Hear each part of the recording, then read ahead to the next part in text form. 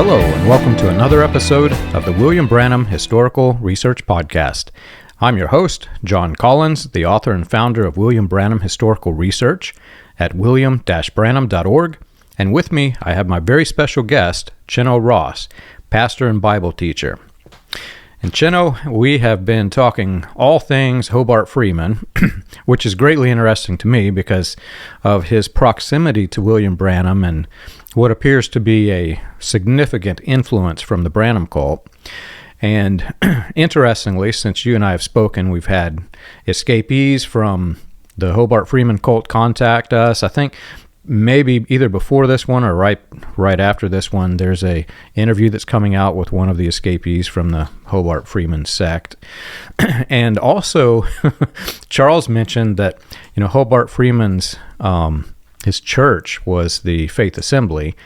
Well, the entire sect of churches that Charles came out of, the Branhamite sect, almost all of their churches are named Faith Assembly. So there has to be some sort of collaboration there. And whenever I mentioned, it's either in one of the YouTube shorts or maybe in the podcast, I mentioned Faith Assembly, and it just sent a shockwave through all the people in that sect because they thought we were talking about the Branhamite sect where all the churches are named this. But anyway, it's good to have you back, and today we are talking all things about cult dynamics. Thanks, John, for having me back. And I was not aware that there were some other churches out there called Faith Assembly. I was only aware of the one that was in Wilmot, Indiana.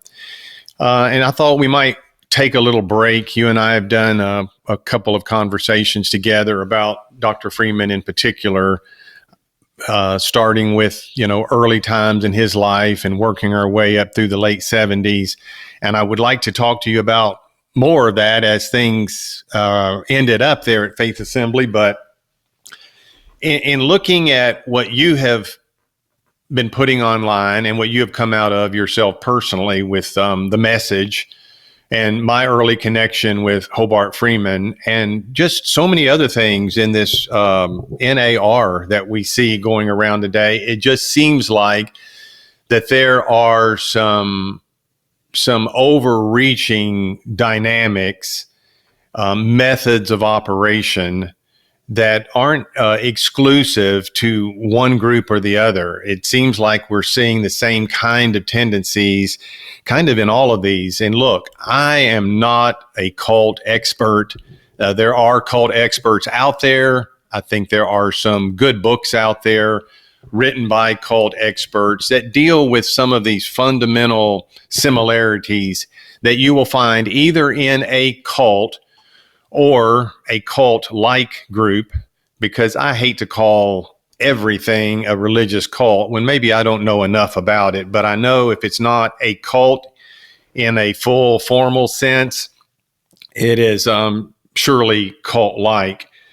But I think the problem, the difficulty that you have with these religious cults, it's difficult to extricate yourself from a cult because you don't know that you're in one. That's probably the main reason you don't leave, is you don't know that you're in one.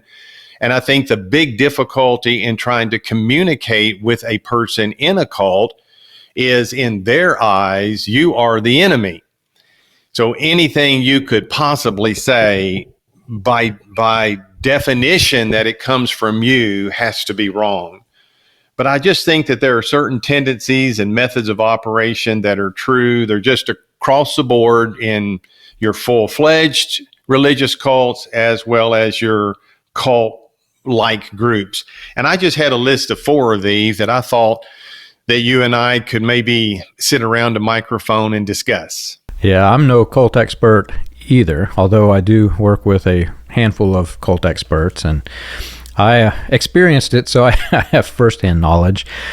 But one of the interesting things that I found is, growing up in a cult, I knew the existence of other cults, and I would always look at the way that they behaved, the way they acted, the way that the people were manipulated by the central figure. And I would say it's so clearly a cult. Don't they realize that they're in a cult? And then after escaping, I had the opportunity to speak to other people from said cult. And they said, yeah, I watched your group and I could see the central figure, the way he was manipulating the people. It was a cult. And I was just, I was surprised that you didn't realize that you were in one. But it's different when you are being manipulated, because your mind gets in this mental state where you just shut off all critical thought. And if you really want to understand the real dynamics of a cult, I recommend the book Combating Cult Mind Control by Dr. Stephen Hassan. And he has several criteria by which you can judge and exact the approximation of how bad the cult, how destructive the cult is. I think that's the better term, because anything can be a cult. You could be a follower of Justin Bieber and you could be in the Bieber cult, but that doesn't necessarily mean that you're in a destructive cult that is going to wreak havoc on your life. Although I would say what it does to my ears, I would say maybe that's the case. Yeah. But with a religious cult especially, it is not just your physical life, but it's also your spiritual life that you're wreaking havoc upon. And Dr. Hassan has the BITE model, which he gives you the criteria to judge the levels of behavioral control, control of information, thought control, thought manipulation, and emotional control and emotional manipulation.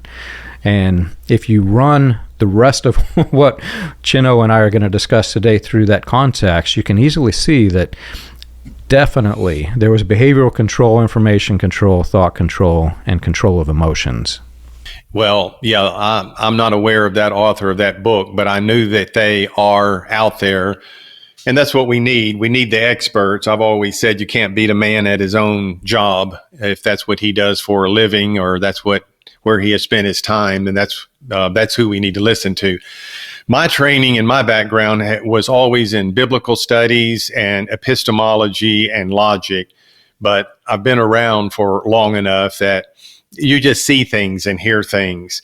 So if you don't mind, John, I would start in these four big characteristics in what I have called, and I've called it for years, a cult of personality. And now I hear that's other people are using the same terminology.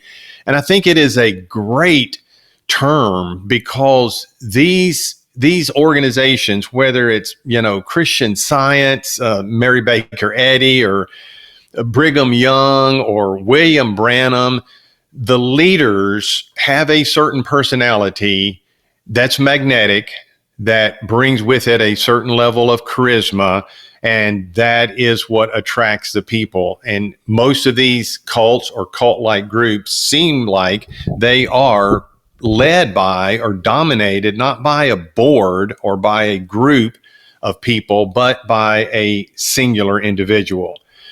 In my background in the mid-1970s, that person was Hobart Freeman. And one of the things that I saw early on was what I call a sense of urgency in his messages. And what I mean by that is there is a stress. There is a deep and repetitive stress on the lateness of the hour and where we find ourselves on God's timetable. They will try to show how biblical prophecy is being fulfilled, right before our eyes, and the degeneration of society. And we are in the end times. This is the end. We don't have much time left.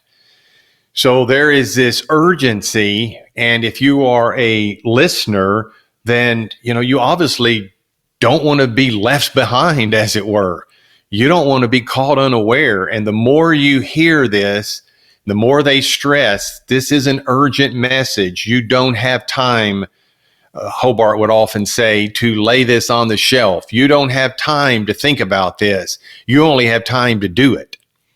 And so what that's taking from you is your right to critically, intellectually, personally judge the message. If you're being told the hour's too late, God's doing a short work, going to cut it short in righteousness, a verse he used out of Romans 9 all the time that I think he pulled out of its context. If you hear that all the time, you're challenged. You don't even have time to go home and pray about this. It's in the word, quote unquote. All your responsibility is to simply do it.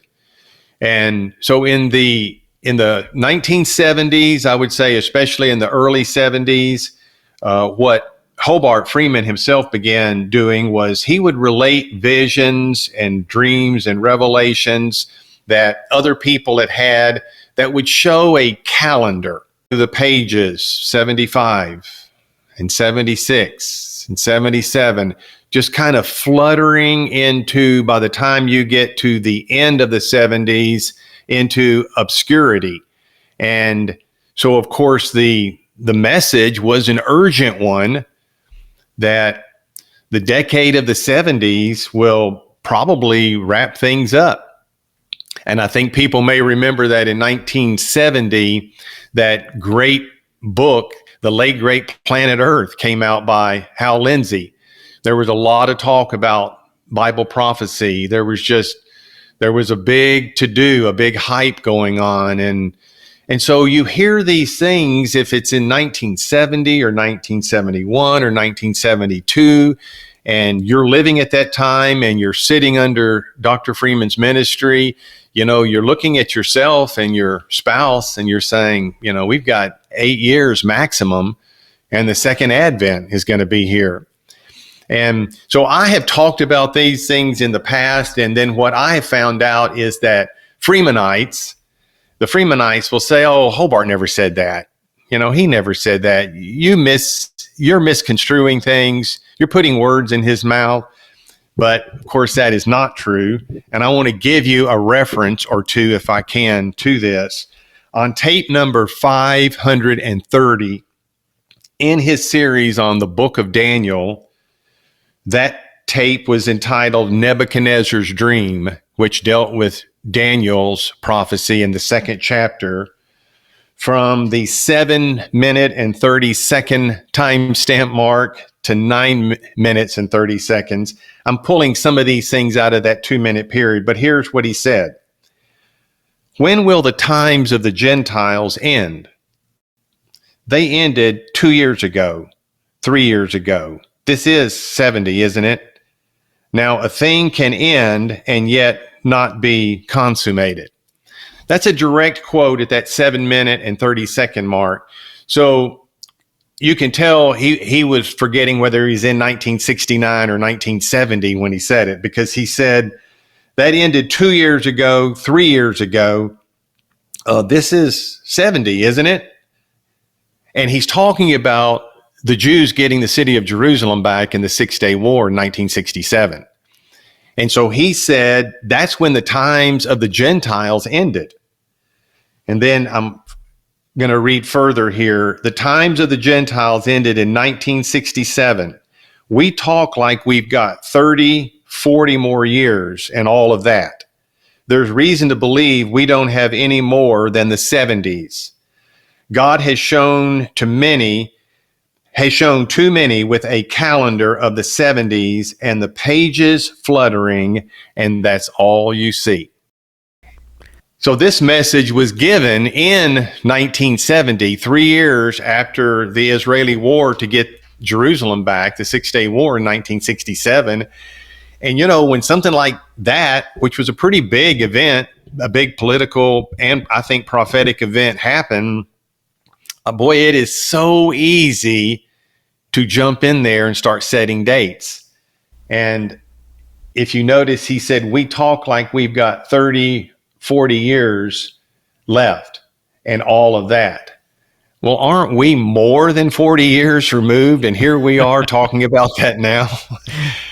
It's unbelievable. I mean, the preposterous notion of trying to set dates. People have done it time after time after time after time and failed miserably. And for some reason, we humans think, but if I set a date, I've got it figured out and I will not be one of these casualties. but we always are. I've been studying, I'm working on the manuscript of my next book, which is about the Christian identity leading into the NAR. And before Christian identity was British Israelism. And they really set the standard for this date thing, because they got some harebrained scientist who said that he had been inside and calculated the measurements of the tunnel that leads to the King's Chamber in the Great Pyramid of Giza. And because there were imperfections in that tunnel, they started predicting dates in which great catastrophes would come. And then as they stacked that timeline against the timeline of events in history, they would say when you reach the King's Chamber, that's when the world ends. And so there were all these doomsday scientists that were emerging from these British Israel conferences that began to turn into Christian identity. And at the point in which those two merged, it entered into the Pentecostal movement. And you can see the clear trail of men who were in either British Israelism or Christian identity using these doomsday themes in their sermons, starting even before Charles Fox Parham and the birth of Pentecostalism. He was influenced by Frank Sanford and by John Dowie, both of which were doomsday prophets, both of which were British Israelites. And then when the World War II really set everything ablaze, because Gordon Lindsay, William Branham's campaign manager, was a Christian identity, one of the leaders in it. He was speaking at multiple conferences of multiple Christian identity groups. And you open up the Voice of Healing that's advertising Branham, and he's got those calculations right there in the magazine, leading, mapping here are the events in world history, and could the next year be the end, my friend? And then, Branham takes off with it. Well, Branham spread throughout the whole latter rain movement multiple doomsday years. And interesting, some of them have been cut from the recordings, but they didn't get all of the statements. So you can go back and you can see where he's saying, this year is it, my friends. This is 1956. And find all these dates. Well, the big one was 1977. And after he influenced the entire world of charismatics and Pentecostals, that 77 was the end, you had all of these guys in the years leading up to the 70s, that they were starting to see that, oh, Branham said that, but I think it's going to happen a little bit before that, because he said not specifically that it would be on 77, but it would be before 77. So you got Hobart Freeman, Jim Jones. Jim Jones started talking this way. Yes, I don't think he actually gave a date, but they all did it. And it is a result of British Israelism.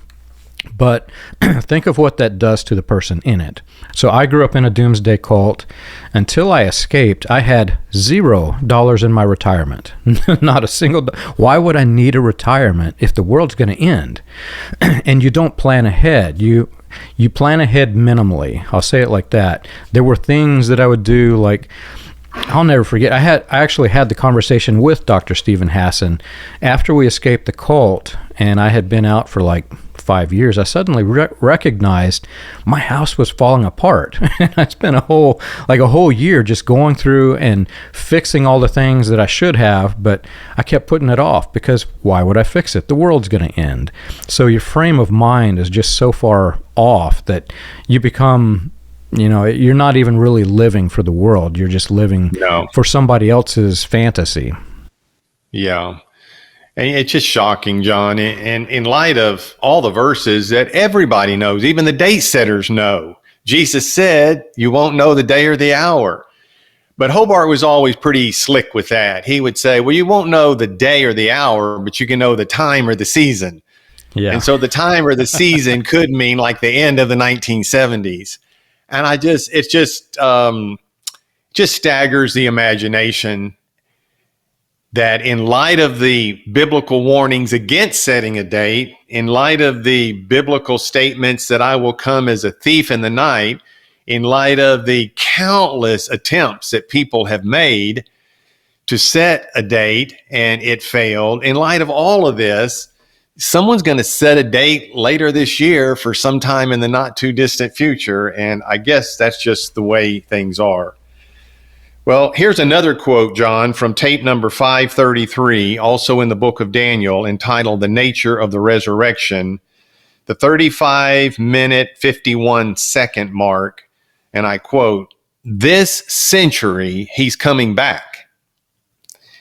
And you don't know scripture if you think that's setting dates. I'm just quoting Jesus' own words in Luke 21:24. And so I'm going to read Luke 21:24. This is in the Olivet Discourse. It's repeated by Matthew in his Gospel, chapter 24, and by Mark in his Gospel in chapter 13. But in Luke 21:24, they shall fall by the edge of the sword and shall be led away captive into all nations, and Jerusalem shall be trodden down of the Gentiles until the times of the Gentiles be fulfilled. And most people realize that's a reference to Nebuchadnezzar's dream, to Daniel's vision in Daniel 7, that there are world Gentile powers. Israel would no longer be the leading nation of the world.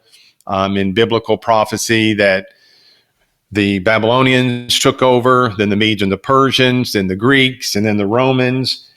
But this verse, Hobart and other people interpreted to mean that whenever the Jews got their city back in the Six-Day War in 1967, that the times of the Gentiles have come to an end.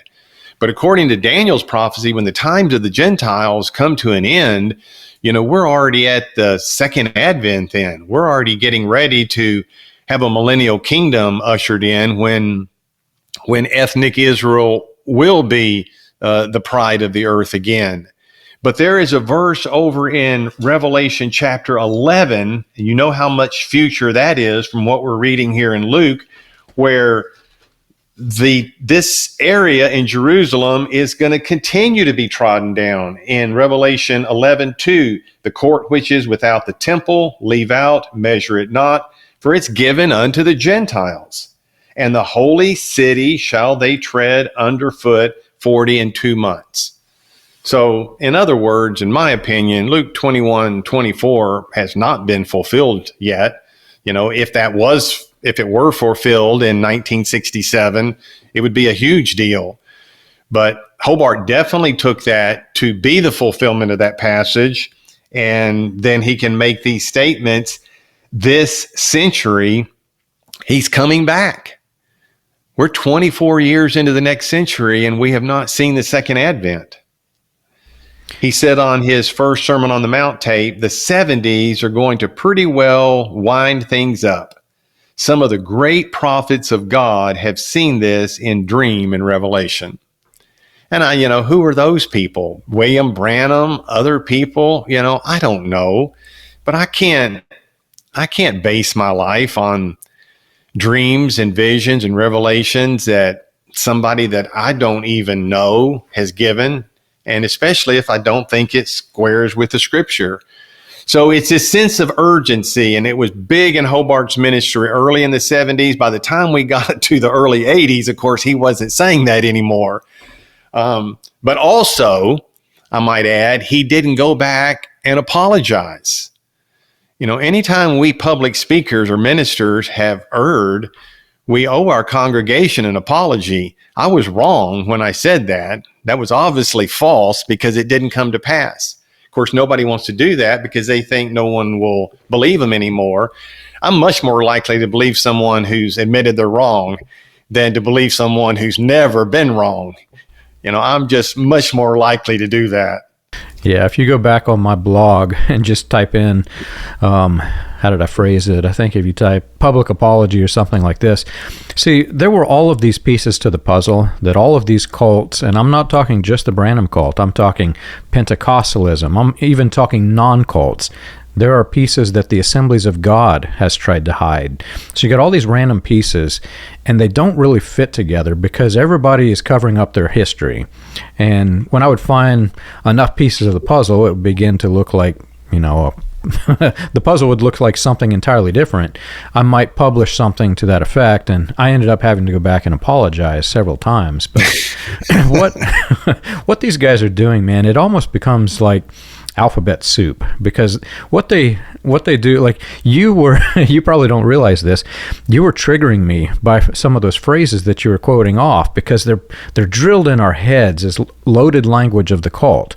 And so you're talking about Daniel 70 weeks and all this thing. Well, these guys, especially in the early days of Pentecostalism and the early days of Latter Rain, they were taking, just like alphabet soup, they take a little letter here and a little letter there. Letters, I mean Bible verses, and they would put them together in ways that really didn't go together. And this was due to dispensationalism. And I found where Branham was getting, one of Branham's sources was Clarence Larkin. He had this book with these big images, dispensational truth. And what these guys did, they made a lot of money off of pretending that there was a religious doomsday clock. And they would map it out through history, and always, without fail, we're at the very end of the doomsday clock, my friend.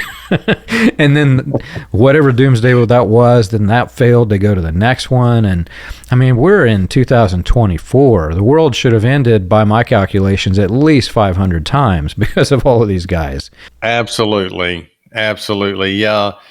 I guess it's just preposterous to think what they predicted, and to see us 50, 60 years later sitting here today making commentary on it.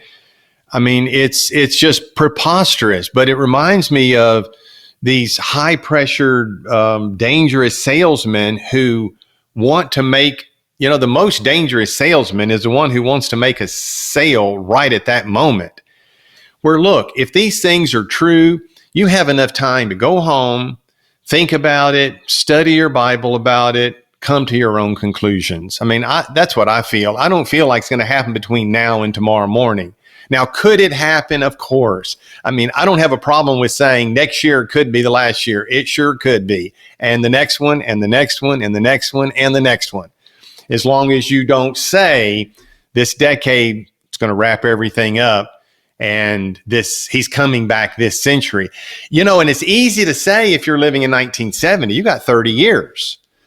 Hobart died in 84, so he didn't have to deal with the fact that he didn't come back. It's easy to say it early on, but what you said earlier, John, I also kind of wanted to wrap up this, our segment on urgency with, and that's the long-term effects that this urgency brings in people's lives.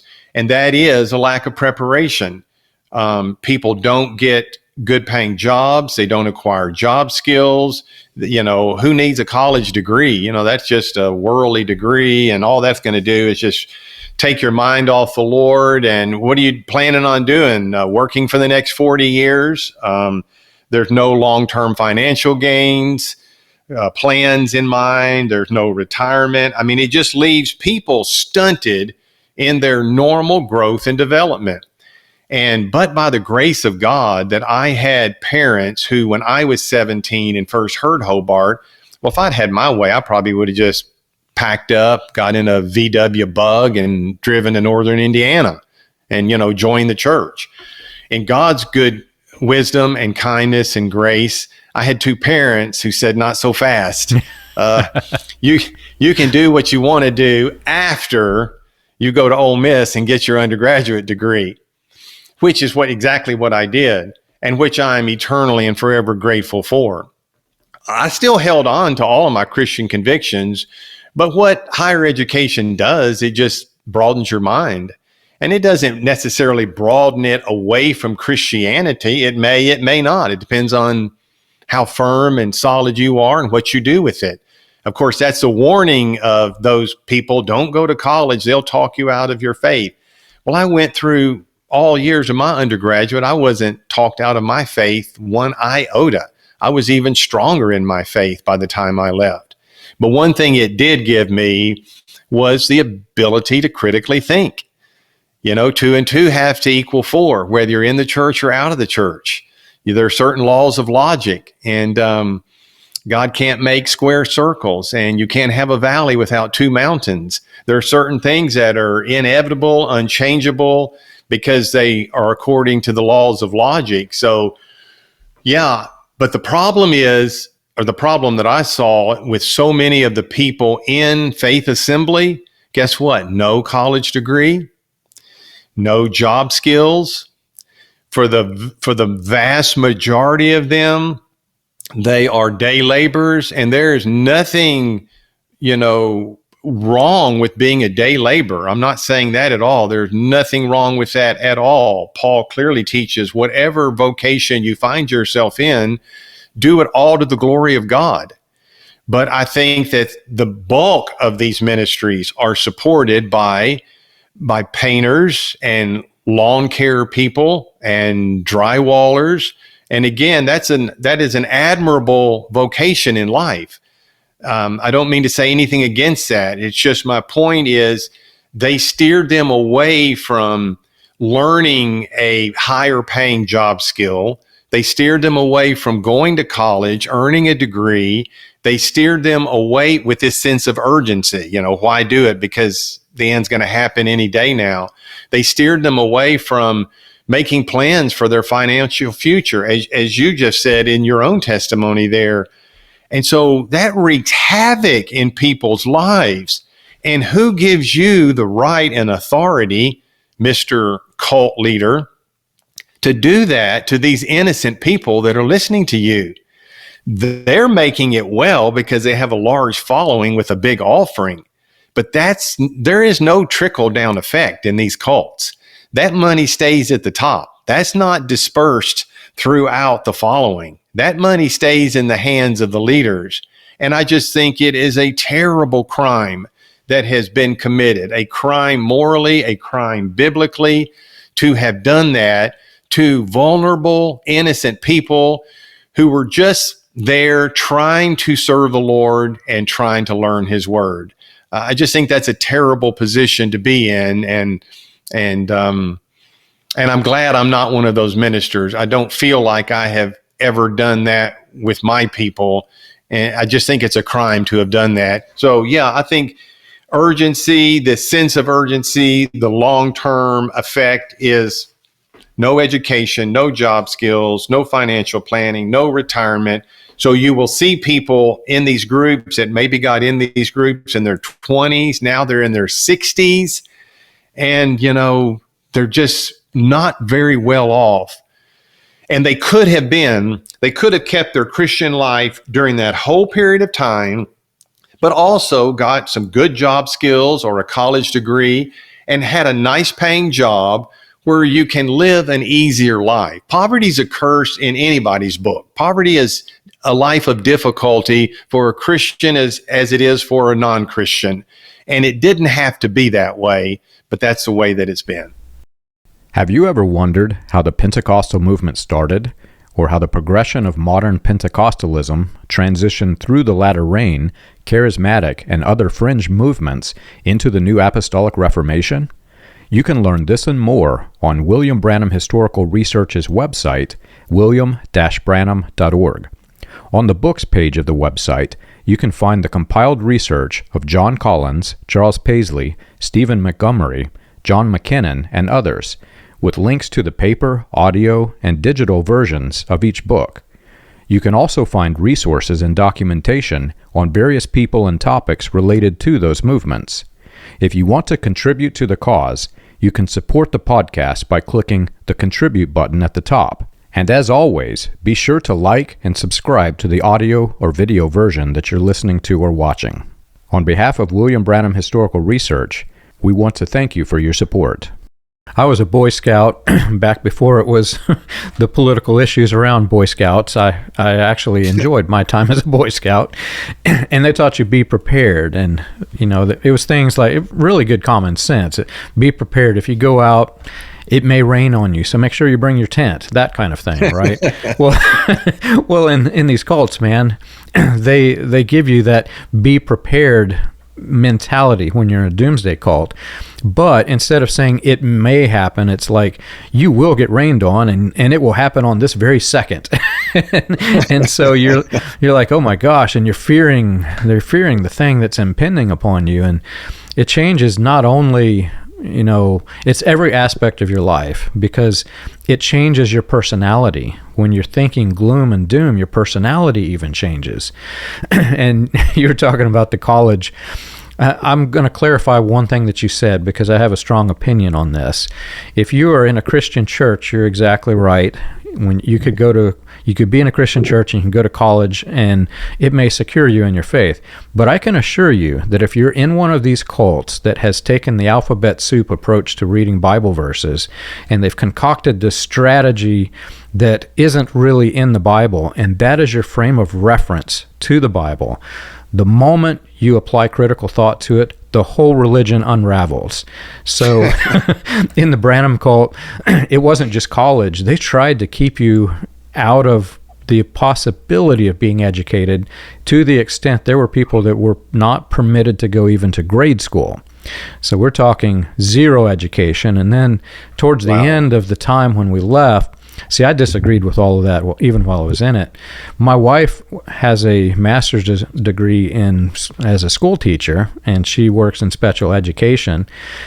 And so she knew, education, the education system. Well, they tried to establish a quote unquote school for the quote believers, and you get in there and they're not teaching them anything, man. They do not want them to understand critical thought.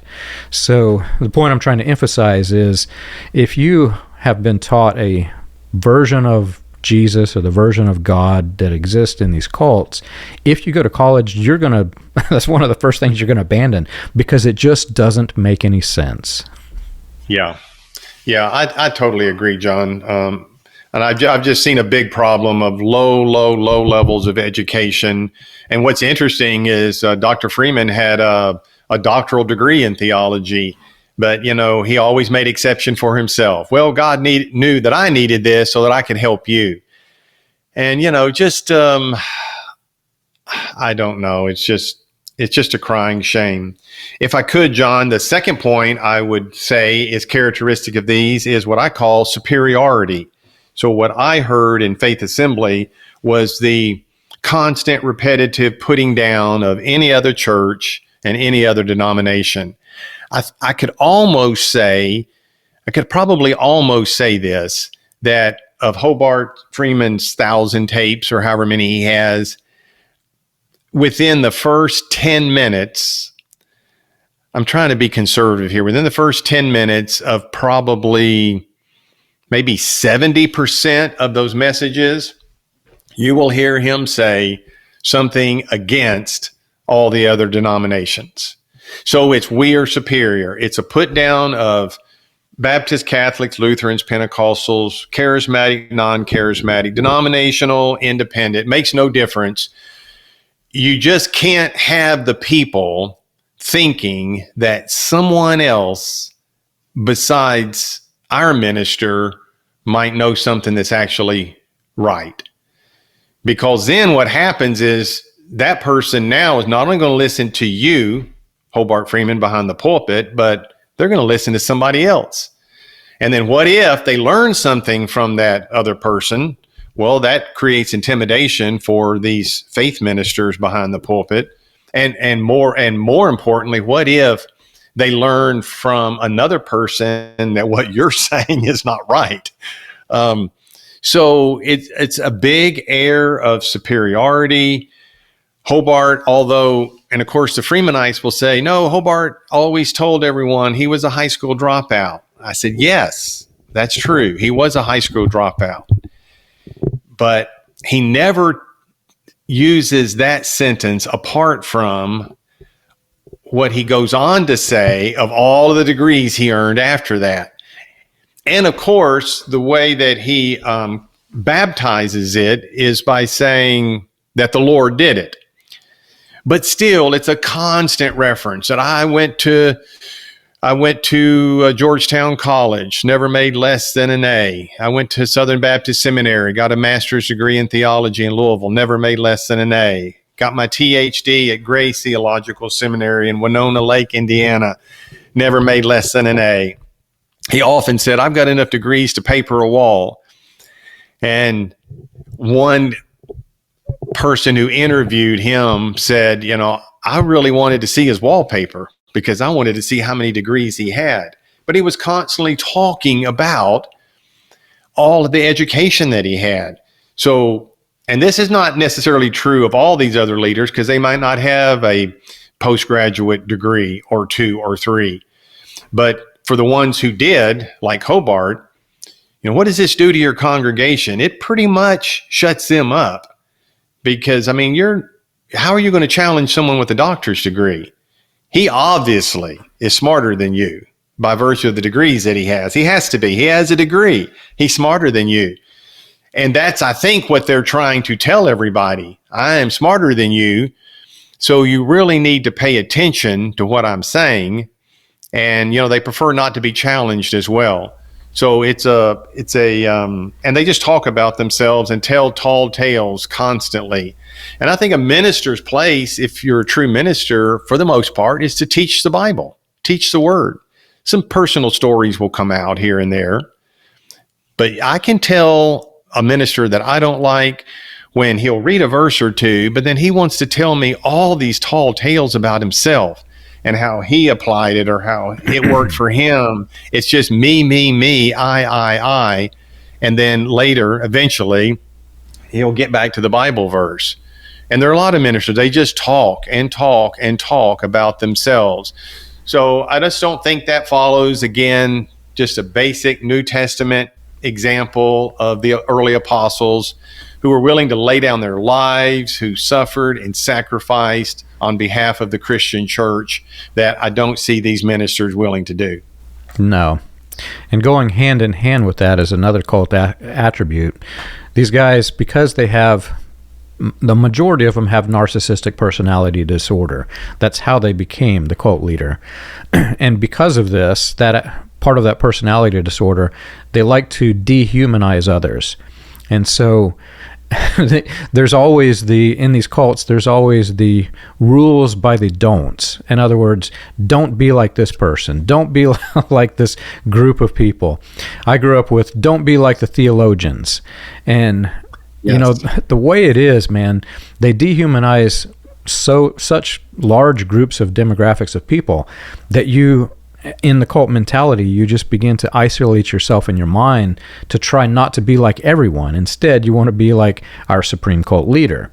And whenever I first began researching and I was just trying to understand, is it a cult or not, I would do these searches where in the Branham cult, we've got all the transcripts. So I'd search for things like, and you ministers, or and you seminary, you doctors in the seminary. The big one was, and you women, because he would just blast the women left and right.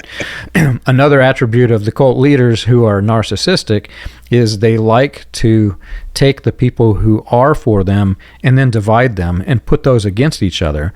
Because if they're fighting amongst themselves, they can't really determine if the leader is leading them astray or not, because their focus is on each other. So you would see, and you men, and you women, and he's putting them against each other, right? So all of this goes hand in hand with the education. The way they set it up, they try to demonize or vilify or dehumanize anybody who has an education, especially if that education is in religion. Because why would you want to study your Bible? I don't know if I told you, John. I mean, you're stealing all my points. You obviously know this area very well. I don't know if I told you in our earlier interview, but when I was pastoring a church in Vermont, Faith Assembly sent, Hobart was already dead by this time. This is the late 1980s. Faith Assembly sent a couple of ministers, Jerry Reeder and Jim Mansfield, to my study to meet with me. And I had a really nice study, and I had the walls lined with books because I was a Christian pastor and teacher, and that requires a lot of study. It's supposed to anyway. That's the way I always took my calling. And they looked at literally, it was a long rectangular room, and floor to ceiling down both of the walls of that study, floor to ceiling, the full length of both walls were books upon books upon books. And they took a look at all that. We had some small talk, and they got back to Faith Assembly. And so their criticism of me, they said, oh, we don't trust Chino. He's just a logical intellectual. and I thought, well, isn't a logical intellectual the best kind to be instead of an illogical intellectual? But, Hobart, he had a doctor's degree in theology. They didn't have anything wrong with him studying theology, but nobody else better study any theology, because you might outstudy us, or you might find out something that we're saying is wrong. Point number 3, you're just taking all of them, but that's okay, is the exclusivity of the group. So Hobart in the early 1970s talked about his television set that he had, but he didn't watch it much. Well, boy, by the end of the 70s, TV, which they call trashy vision, that's out the window, man. There is no way, and I've got direct quotes which I could pull up, where Hobart would say that we at Faith Assembly, we, that's us, that's members, we do not own a television. Now, we don't have any rules here, but at Faith Assembly, we do not own a television. He had to always say, we don't have rules, but here is a rule. In other words, here is a non-written verbal rule. No televisions, no newspapers, no magazines. Television was trashy vision. Newspapers were filthy rags. Said none of that stuff. You can't read books of other people. It's exclusive. So you have no framework. You don't have any way to bounce anything, any thoughts off of any other thoughts, except what's coming from the pulpit. If you're not given some kind of ability to look outside of your group just to verify or check things out, or even to prove them wrong, whatever your goal, whatever your purpose is, I'm telling you, it's you're in your own little echo chamber, and it's just the words of the ministers, like in a washing machine cycle, going round and around and around and around. And, that's terrible, again, to do to the people. I don't know how these people could not see that it is a cult. And, after we have done our podcast, I've had people from Faith Assembly in the past. One in particular called me. He was there. He was actually there the final years. He said, I was there, moved from Ohio to Indiana, because that proves you're a total disciple if you relocate and live there, from 1980 to 1984 when Hobart died. And I think they left shortly thereafter with all of the fallout that resulted from Hobart's death. But he said, even though we moved there, I was there, and then I saw Hobart die. And now this December, John, will be 40 years since Hobart's passing. And about 50 years since William Branham's passing? He said, Chino, it was only 2 years ago that I could frame on my mouth with my lips the word cult and make a connection to Faith Assembly. He'd been gone for 38 years. Wow. And he said, I just thought, well, yeah, it wasn't right, or there were some things wrong, or it was extreme, or they lacked love, or there was an imbalance. They're willing to say all of those things, but to go that full final step and say, that was a religious cult and I was kept in bondage. He said, I couldn't do it until just 2 years ago. And he was very happy to hear the podcast, because he said, you're just telling all kinds of details. And he said, you weren't even there. How do you know all these details? And how do you know all these people? And how do you have all these pictures of everybody? And I said, I just had my ways. Some years they liked me and some years they didn't. And whenever they liked me, I was on the in, and whenever they didn't, I was on the out. And it was just an undulating path for me back then. Yeah. You're talking about the television. The Branham cult was the same way. A lot of people didn't know you weren't supposed to read newspapers or listen to the radio, but that was also one of the rules. But television was the big thing, because that was most blasted. And see, my grandfather and my father, aunts and uncles grew up in the Branham family home. So it was kind of awkward for us because I knew that William Branham had a television while he's making that same statement. Now, we would never own a television. He had one in his living room or den, I think it was. And Wow. the kids, think of this back in the 50s and 60s, man. The kids had them in their rooms too. And only the rich people had them in the children's rooms back then.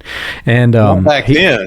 yeah, and I think, I don't know if it was the first movie, but I know he took my grandparents to the actual theaters to see a couple different movies. One of them was with Marilyn Monroe, which he would blast Marilyn Monroe because of the sexual innuendos and whatnot. But it was just, that's the other thing about the cults. The rules are for them, not for the common people, not for the cult leader and the family.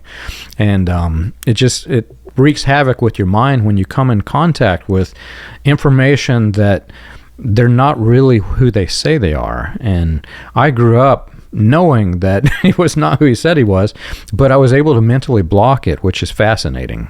Yeah, that is fascinating. I can't quite understand how you did that, even though I've just witnessed it a million times over in the people that I have known from Faith Assembly. It is totally fascinating. And then, John, my fourth and final point that I see in these cult-like groups is authoritarianism. And I don't know that there's anything more harmful to those people at that time than having that minister stand up there, exercise authoritarianism over them, normally by quoting a favorite verse of theirs, Psalm 105 in verse 15, which says, "Touch not mine anointed, and do my prophets no harm." And Hobart would relish in telling stories of someone who had been critical of him, and then they were put out of the body, and then bad things happened to them. They died. They were in a terrible car accident. They have contracted cancer. You talk about lacking in love. That's exactly, which I thought was the basic hallmark of Christian believers. They'll know you're my disciples because of the love that you have for one another. As soon as you get on the outside of one of these groups, they close ranks, they circle the wagons, you're excommunicated, others are forbid to fellowship with you, you're a cancer, you're worse than Naaman with leprosy, they have nothing to do with you.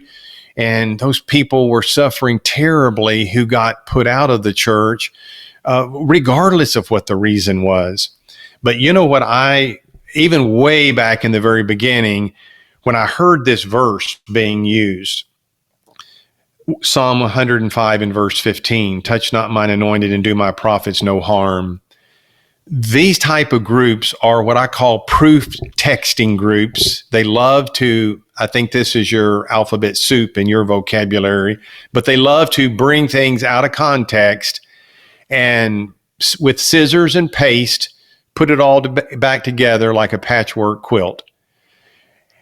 But if you look at Psalm 105, which I would really hope your audience would do, it is shocking the people to whom that verse applies. It actually came from David in 1 Chronicles chapter 16, verses 7 through 22. That psalm, which is not called in the book of Psalms a Psalm of David, but it is a Psalm of David because David is the one who said this in 1 Chronicles 16. And if you read the context, and I've told everybody a proof text without a context is a pretext for nonsense. A text has verses before it and behind it. It has the meaning of the whole book. It has the authorship of the book.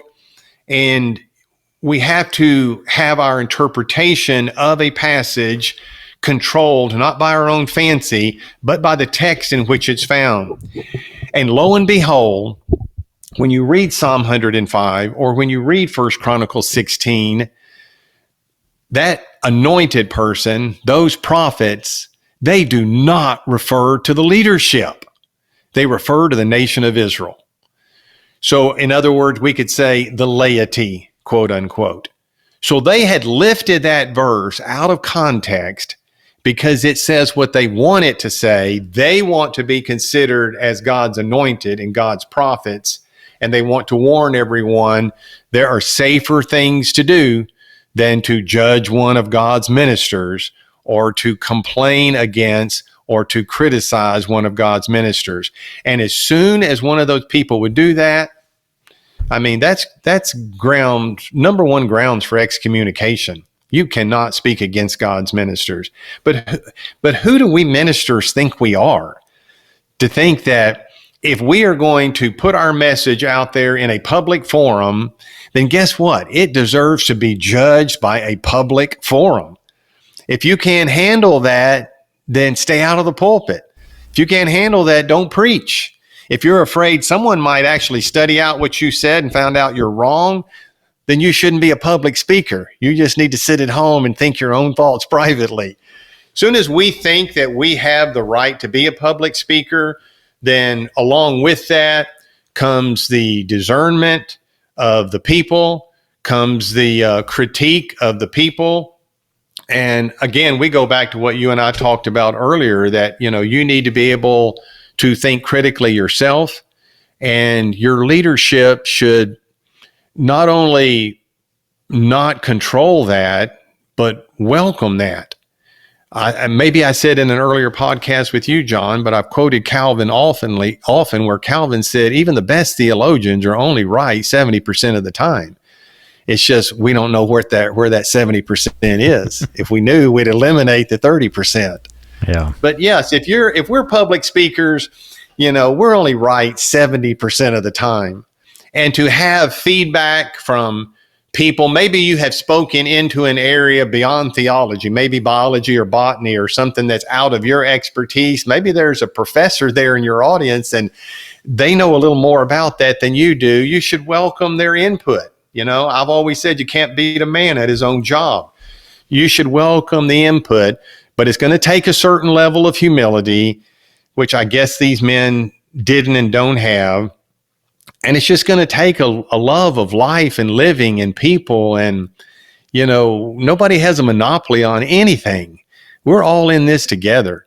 We're here to help each other and to be helped by each other. And it's just not the theme of the religious cults. Well, I'm still trying to hit the 70% mark, and that's why I have people like you on the show to make me look better. Well, some of us are only 7%, though, so I have a long way to go. With the authoritarian central figure, the way these cults work, the other point that I'd like to make is, by extension, they create an authoritarian God, because if they're narcissistic and they're authoritarian, then they have to present God to the people in the same way, or otherwise they're stepping out of the boundaries of what they would consider to be a Christian leader. And I go back to the alphabet soup version of the Bible. They do this a lot, and this that I'm about to say, this spread all throughout the latter rain movements, and this is kind of, it's not funny, but it's, when you think about it, it's so absurd that it makes one laugh, like I did when it hit me. But William Branham would take these statements from different passages of the Bible, like I said, and snip them together, and we would actually believe that they were actual Bible verses. I grew up, I can remember arguing with people with these Bible verses that are in my head that weren't Bible verses. And because it's spreading all throughout the latter rain, one of them was, he would say, now the Bible tells us that as it was in the days of Noah, wherein only 8 souls were saved, so also shall it be at the coming of the Son of Man. And I thought that was a Bible verse, man, but he took one from Matthew 24, I think it was, and maybe 1 Peter 3, maybe. But one of them is talking about God was so faithful that even during the flood, even 8 souls he went down to protect when all of the rest of the world is, being purged or whatever. So one verse was about God being so loving that he cares for an individual, and the other one is talking about, the end of days or whatever. But he combined it to make it seem like it was a Bible verse that meant there's no hope outside of this cult, because I'm the authoritarian figure. And he would preach these sermons with titles like 1 in a Million. You got to be that 1 in a million, my brother, because everybody's going to die. Everybody, even the Christians who believe in Jesus Christ, are going to die. And that's the mindset that we had. And the other one, the funny one, which is unrelated, but it is related in that it was alphabet soup, is another Bible verse that I grew up in my head. He would say that, now the Bible says we're all born in iniquity, born in sin, shaped in iniquity, and come to the world speaking lies. I thought that was a Bible verse, man, but he combined two of the Psalms, one of them talking about the wicked people who are telling you lies, and one of them talking about the righteous, how you're born in sin and shaped in iniquity. We combined it to say that the righteous people are going to tell you lies, which is so ironic when you think about all of this cult and all of what it did, all the way up leading to the NAR. These guys reference this latter-rain movement that is spreading false Bible verses. And yeah, born in sin, came to the world speaking lies, but is it the good guys or the bad guys? Yeah, so you heard sentences with verses strung together, and you heard them often enough that it became Bible to you.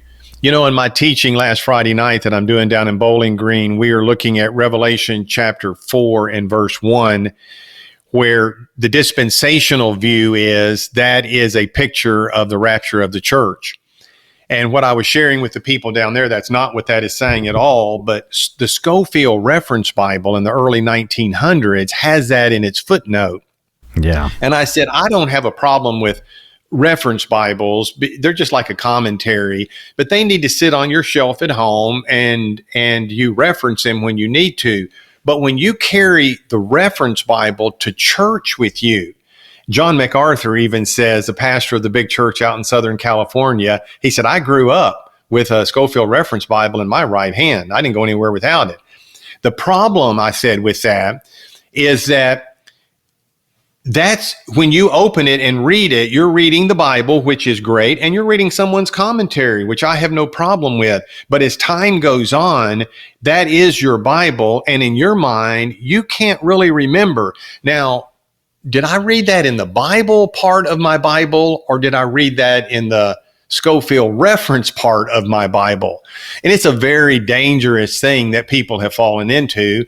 And so they go around quoting things, like you said, that aren't in the text of Scripture, but they might be down there in the reference in the bottom of the page. So it's so problematic. We did a whole series of studies on Scofield and the the reference Bible that he wrote from prison after being arrested for abandoning his wife and children and sleeping with a mistress. And the story is just so unbelievable when you go through that, and you find out that huge parts of, we even took it so far as to study the weaponization of his notes towards politics. He was bringing in some political themes in those notes, and it's like you say, I would not own one of those. I like to have, I think I use the Strong's Concordance the most, and I like to look up what was the actual phrase and what did it mean in the ancient language. And sometimes a single sentence might be 3 paragraphs to understand what it actually meant.